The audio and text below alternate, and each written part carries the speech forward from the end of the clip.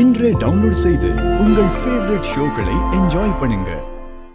லிங்கம் கிடைச்ச இடத்துல சிவனுக்கு ஒரு ஆலயை எழுப்பி நம்ம ஊர் ஜனங்க மட்டும் இல்லாம சிவ பக்தர்கள் அத்தனை பேரும் வந்து தரிசனம் பண்றதுக்கான ஒரு பெரிய சிவன் கோயிலை நானே கட்டி கொடுக்கிறேன். இது என்னோட விருப்பம்.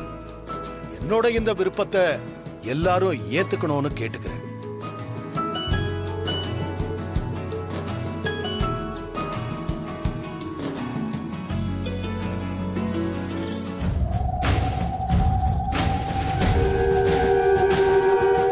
ஐயா, சிவனோட சொத்து சிவனுக்கு தான் சேரணும்னு அவ்வளவு பெரிய இடத்தை நீங்க இலவசமா கொடுக்கறேன்னு சொல்றீங்க.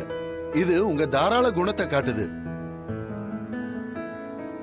அந்த நிலத்துக்கு குறைஞ்சபட்ச ஒரு விலை வச்சு அதை இந்த ஊர் மக்கள் கிட்ட வசூலிச்சு அதை நீங்க உங்க குடும்பத்துக்காக ஏத்துக்கணும் ஐயா. மன்னிக்கணும்.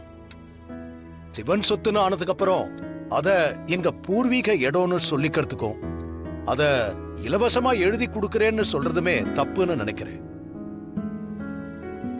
என் முடிவை என் குடும்பத்தில் உள்ளவங்க சந்தோஷமா ஏத்துக்குவாங்க. அதனால நான் சொன்னபடியே இருக்கட்டும். ஒரு நல்ல நாள் பார்த்து சொல்லுங்க. அன்னைக்கே இடத்தை நான் ட்ரஸ்டுக்கு பதிவு பண்ணி கொடுத்துறேன். சரிங்க ஐயா. நீங்க எல்லாரும் என்ன நினைக்கிறீங்க?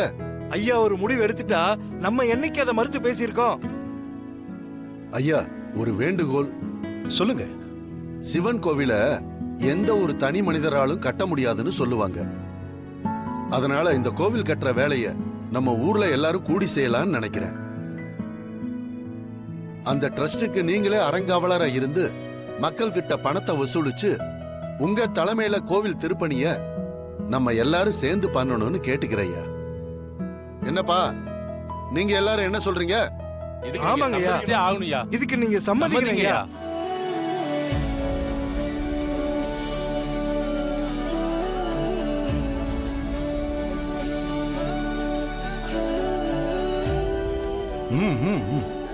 சரி சரி, அதுக்கு என்ன?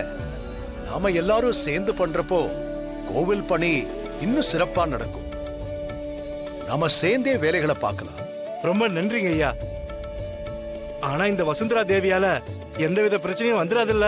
வாங்கின முன்படத்தை திருப்பி கொடுத்துட்டா என்ன பிரச்சனை வந்துட போகுது? அத நான் பாத்துக்கிறேன்.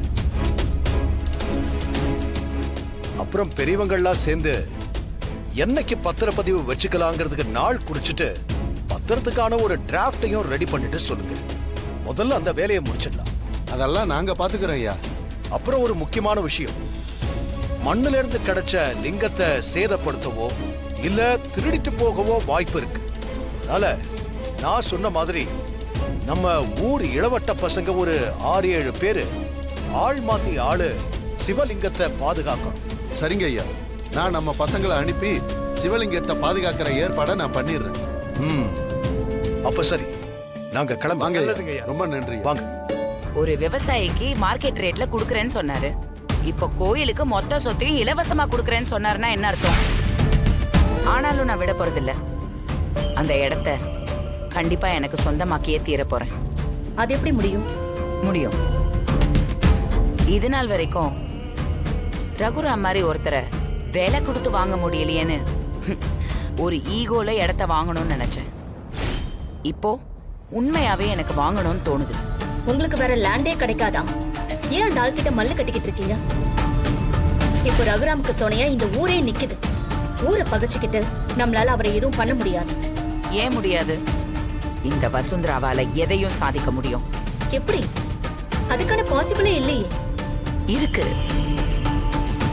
ஏன்னா அந்த சிலை கிடைக்கிறதுக்கு முன்னாடியே அந்த இடத்த நமக்கு விக்கிறதுக்கு அட்வான்ஸும் வாங்கிட்டு ரெஜிஸ்ட்ரேஷன்ல கையெழுத்து போடுறேன்னு சொல்லி ஒத்துக்கிட்டாருல, அதை வச்சுதான் நம்ம மிரட்டணும். அந்த அக்ரிமெண்ட்டை இனிமே அவரால் கேன்சல் பண்ண முடியாது. மீதி 9 கோடி அவர் வாங்கிட்டு நமக்கு ரெஜிஸ்டர் பண்ணி தான் ஆகணும். ரகுராம் கோர்ட்டுக்கு போவாரு. இதுல நீங்க நேரடியா தலையிடல. சர்க்குணங்கிறவரை தான் நீங்க அனுப்பியிருக்கீங்க. அவர் ஈஸியா அந்த கேஸை உடைச்சிடுவாரு. இது அவருக்கு பெரிய விஷயமே கிடையாது. கோர்ட்டுக்கு போனாலும் சரி, ஊரையே கூட்டிட்டு வந்தாலும் சரி, நான் என்னோட அரசியல் செல்வாக்கு, பணபலம் எல்லாத்தையும் காட்டுவேன். கண்டிப்பா விட மாட்டேன். இந்த பூமியில இருந்து சிலை கிடைச்சிருக்கு. இதுக்கப்புறமும் ஏன் அந்த இடம் தான் வேணும்னு நீங்க அவ்வளவு பிடிவாதமா இருக்கீங்க? பூமியில இருந்து லிங்க சிலை கிடைச்சிருக்குன்னா அது நமக்கு எவ்வளவு ஒரு பாசிட்டிவான சைன் தெரியுமா? அந்த விஷயத்தையே நான் பெருசுபடுத்துவேன். தெய்வம் குடியிருக்கிற இடம்னு சொல்லுவேன். அந்த இடத்துல ஒரு பெரிய கோயில் கட்டி கும்பாபிஷேகம் பண்ணுவேன். பெரிய பெரிய அரசியல்வாதிகள் எல்லாம் இன்வைட் பண்ணுவேன். அந்த கோயிலை அப்படியே பிரபலப்படுத்தி வெறும் 10 கோடி ரூபாய்க்கு வாங்கின அந்த இடத்த பல கோடி ரூபாய்க்கு பிளாட் போட்டு வில்லா போட்டு வித்துருவேன். 500 கோடிக்கு மேல ப்ராஃபிட்ட கண்டிப்பா நான் பார்ப்பேன். அதனால எனக்கு அந்த இடம் வேணும்.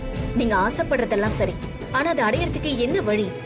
எத்தனையோ இடத்துக்கு ஃபோர்ஜரி டாக்குமெண்ட் ரெடி பண்ணி போலியா கையெழுத்து போட்டு என் பேருக்கே அந்த இடத்த மாத்திருக்கேன். அதே டெக்னிக்கை தான் இங்கேயும் யூஸ் பண்ண போறேன். இதெல்லாம் ஒரு பெரிய விஷயமே கிடையாது. இதெல்லாம் ரகுராம் கிட்ட செல்லுபடி ஆகாது. அதெல்லாம் ஆகும். அதுக்கான ட்ரம்ப் கார்டு யாருன்னா பார்வதி. பார்வதி, இந்த பூர்வீக இடத்தை வித்து நான் உங்களுக்கு எல்லாம் பணம் தரேன்னு சொன்னேன். கடவுளோட அனுகிரகம் அந்த இடத்துல லிங்கம் கிடைச்சு சிவனுக்கு கோவில் கட்டணும்னு இருந்திருக்கு. அதனால அந்த இடத்த கோவிலுக்கு கொடுக்க வேண்டியதா ஆயிடுச்சு. நம்மகிட்ட வேற சொத்து பத்தே இல்லையா, இல்ல பணம் தான் இல்லையா? மாடர்ன் ரைஸ் மில் வைங்க. ஆனா எல்லாத்தையும் உடனே பண்ணணும்னு எந்த அவசரமும் இல்லல்ல.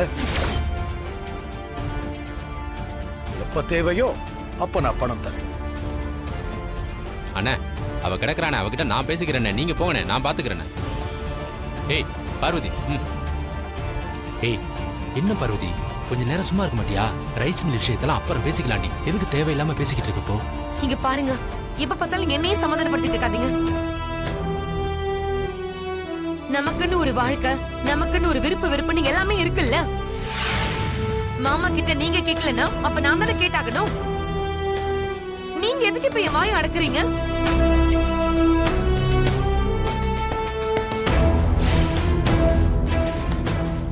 பார்வதி, என்ன பேசிட்டு இருக்கிற நீ? நமக்கு என்ன தேவையோ அது ரகுதான் எல்லாத்தையும் பார்த்து பார்த்து செஞ்சிட்டு இருக்கான்ல. இந்த வீட்டுல உனக்கு என்ன குறை இருக்கு? அத்தை, எங்க தேவை என்னன்னு மாமாக்கு எப்படி தெரியும்? நாங்க ஆசைப்பட்ட எல்லாத்தையுமே அவர்கிட்ட தான் கேட்டு வாங்கிக்கணுமா? இப்பவும் எல்லாத்துலயும் மாமா தானே முடிவெடுத்துட்டு இருக்காரு. நாங்க என்ன கேக்குறோங்கிறத பத்தி அவரு கொஞ்சம் கூட கவலையே படுறது இல்லையே.